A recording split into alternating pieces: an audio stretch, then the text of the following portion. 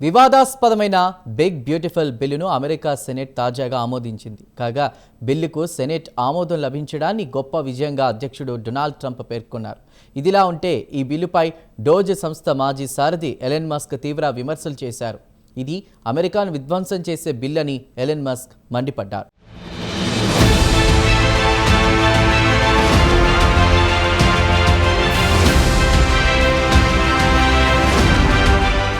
Big beautiful bill America అధ్యక్షుడు Donald Trump బుర్రకు పుట్టిన ఆలోచన. వాస్తవానికి డొనాల్డ్ ట్రంప్, ఎలన్ మస్క్ మధ్య విభేదాలు రావడానికి కారణం బిగ్ బ్యూటిఫుల్ బిల్లే. ఇదిలా ఉంటే తాజాగా ఈ బిల్లు అమెరికా సెనెట్ ఆమోదం పొందింది. బిల్లుకు అనుకూలంగా 51 మంది ఓటు వేస్తే ప్రతికూలంగా 49 మంది ఓటు వేశారు. ఆద్యంతో అత్యంత ఉత్కంఠగా ఈ ఓటింగ్ ప్రక్రియ కొనసాగింది. అయితే డెమోక్రాట్లందరూ బ్యూటిఫుల్ బిల్లును వ్యతిరేకించారు.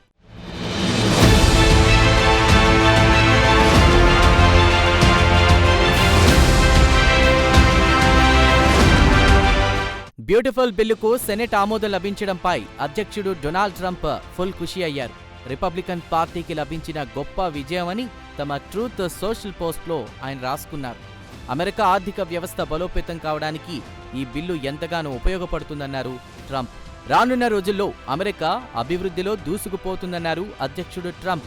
అంతేకాదు బ్యూటిఫుల్ బిల్లుకు ఆమోదం తెలిపిన రిపబ్లికన్లకు ఆయన థ్యాంక్స్ చెప్పారు.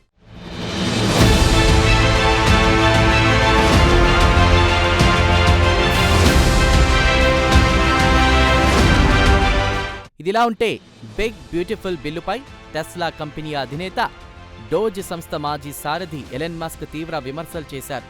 సదరు బిల్లు చట్టమైతే లక్షలాది మంది ఉద్యోగాలపై వేటుపడే ప్రమాదం ఉందని ఎలన్ మస్క్ హెచ్చరించారు. అంతేకాదు భవిష్యత్తులో అమెరికా ఆర్థిక వ్యవస్థకు బ్యూటిఫుల్ బిల్లు ఒక గుదిపండలా మారుతుందని ఆయన హెచ్చరించారు.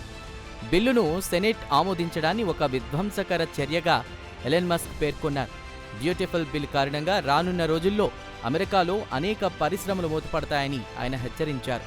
దీంతో పాటు అమెరికా రుణ పరిమితి $5 ట్రిలియన్ పెరిగే ప్రమాదం ఉందన్నారు.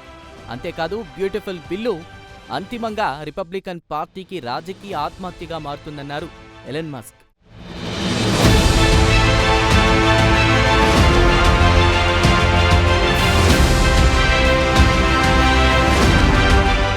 ఇదిలా ఉండగా సదరు బిల్లు ప్రతిపాదన దశలో ఉండగానే ఎలన్ మస్క్ తీవ్రంగా వ్యతిరేకించారు. అమెరికా ఆర్థిక వ్యవస్థకు బ్యూటిఫుల్ బిల్లు తీవ్ర నష్టం చేస్తుందని అప్పట్లోనే ఎలన్ మస్క్ హెచ్చరించారు. ఒకవైపు పాలనా యంత్రాంగంలో దుబారా తగ్గించడానికి డోజ్ సంస్థ సారథి హోదాలో తాను ప్రయత్నిస్తుంటే ప్రభుత్వ ఖర్చును పెంచే బిల్లును ఎలా తీసుకొస్తారని ఎలన్ మస్క్ మండిపడ్డారు. ఈ విషయమై ఒక దశలో అధ్యక్షుడు ట్రంప్ను ఎలన్ మస్క్ సూటిగా ప్రశ్నించారు. అయితే బిల్లుపై డొనాల్డ్ ట్రంప్ మంకుపట్టు చూసి తనంతట తానే వెనక్కి తగ్గారు. బిల్లుకు నిరసన వ్యక్తం చేస్తూ డోజ్ సంస్థ సారథ్య బాధ్యతల నుంచి వైదొలిగారు.